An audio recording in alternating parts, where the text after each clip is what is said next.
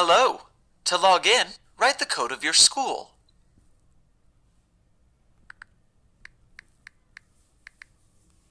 Hello. Click on your classroom to begin. Clique maintenant sur ton nom.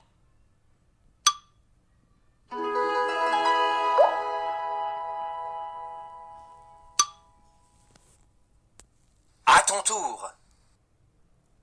Lis le livre seul. Réponds aux questions en utilisant les informations du livre. Tu peux cliquer sur un mot pour qu'il soit lu, mais seulement si tu n'arrives pas à le déchiffrer. Maï la tortue de Muriel Lozeille, illustré par Mélina Rages. Dans ce livre, tu vas suivre la tortue Maï et ses amis dans un long voyage.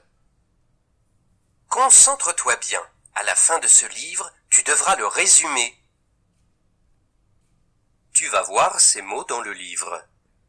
Clique sur chaque mot pour qu'il soit lu. Lis le texte. Quand tu as fini de lire, clique sur la flèche.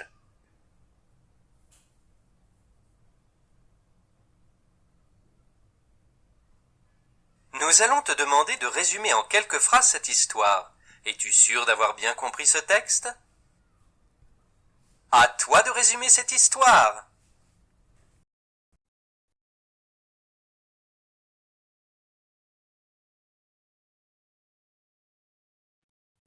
Souhaites-tu valider ton enregistrement?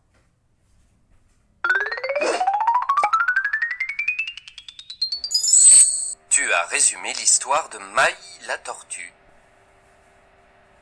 Les stratégies pour comprendre un mot. Lorsque tu lis un texte, tu rencontres parfois des mots que tu ne connais pas.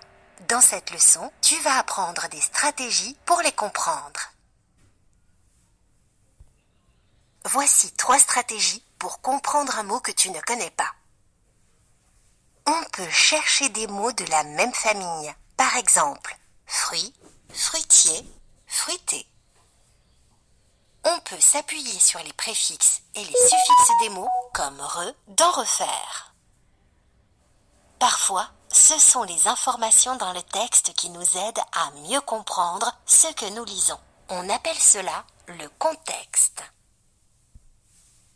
La première stratégie, lorsque tu ne comprends pas un mot, est de t'aider des mots que tu connais pour trouver sa famille. Les mots appartiennent à une même famille lorsqu'ils se ressemblent et se rapportent à une même idée. Par exemple, fruitier et fruité se rapportent à l'idée de fruit. Un arbre fruitier est donc un arbre dans lequel poussent des fruits. On voit que fruit et fruitier ont des lettres en commun. Elles forment ce que l'on appelle la racine.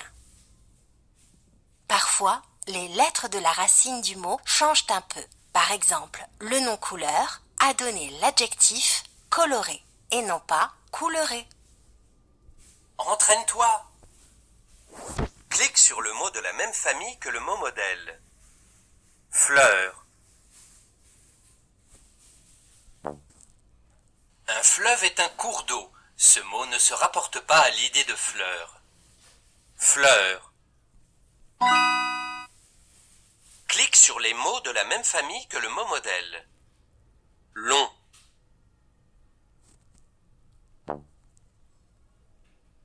Un logement est une habitation. Ce mot ne se rapporte pas à l'idée de longueur. Long. Doux.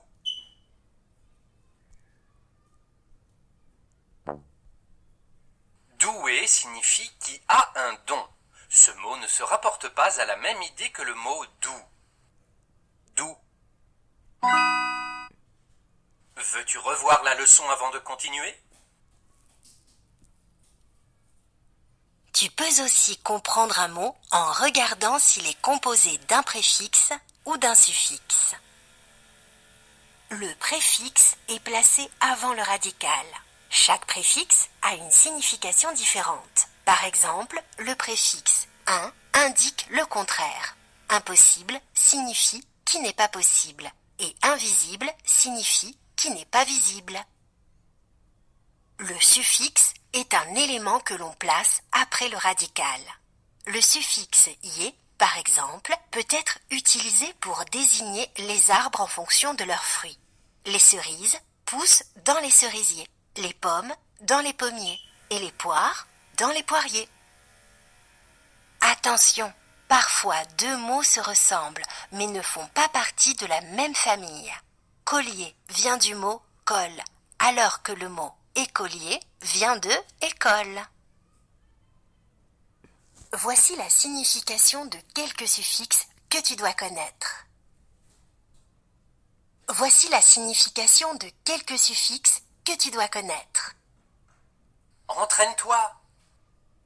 Clique sur chaque carte pour la classer dans le bon groupe. Les mots contenant un préfixe qui exprime la répétition. Les mots contenant un préfixe qui exprime une action qui se produit avant.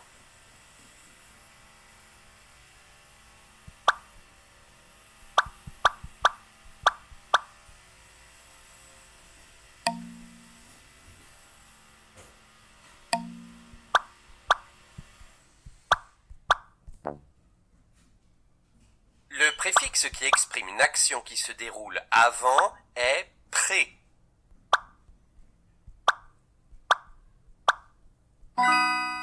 Veux-tu revoir la leçon avant de continuer? Parfois, le mot ne contient pas de mots de la même famille et on ne peut pas s'appuyer sur un préfixe ou un suffixe. On s'aide alors du contexte pour trouver la signification d'un mot. Quand tu ne trouves pas de mots de la même famille, tu peux t'aider du contexte pour comprendre le mot. Dans la phrase « J'ai dévoré ce livre passionnant », on comprend que le personnage ne mange pas le livre, mais il le lit rapidement car il le trouve passionnant. D'autres fois, c'est le sujet général du texte qui nous donne des indices. Prenons l'exemple de cette phrase. Julie sourit malicieusement en préparant une farce pour le poisson d'avril, laissant présager une surprise amusante pour ses amis. Si on ne connaît pas le mot malicieusement, on peut le comprendre à l'aide des autres mots, notamment les mots souris, farce, surprise et amusante. On en déduit que Julie est coquine, qu'elle veut taquiner ses amis en préparant une blague. Le mot malicieusement signifie donc avec taquinerie pour plaisanter. Résumons les différentes stratégies que nous venons de voir pour comprendre un mot. Je cherche des mots de la même famille. Ensoleillé vient de soleil, par exemple. Je cherche les préfixes ou suffixes. Le « un » de impossible signifie que ce n'est pas possible. Si je ne trouve pas le mot de la même famille, de préfixe ou de suffixe, je relis les phrases ou les mots autour du mot inconnu pour voir si je peux le comprendre en observant le contexte.